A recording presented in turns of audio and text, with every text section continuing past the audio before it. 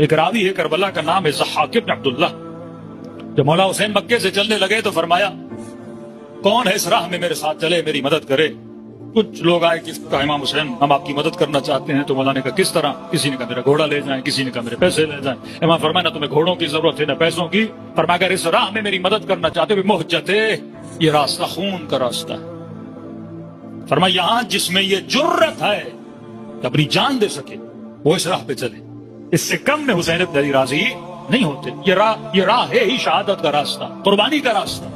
تبھی آپ جتنے بڑے بڑے اپنے شہداء دیکھ لیں جن کو اللہ نے مقام شہادت نصیب کیا, شہید سبط جعفر سے, شہید حسینی سے, شہید قاسم سلیمانی سے, بڑے بڑے شہیدوں کو ان کے وصیت نامے پڑھیں گے, دعا یہی تھی کہ خدا ہمیں کیا عطا کر, شہادت عطا کر.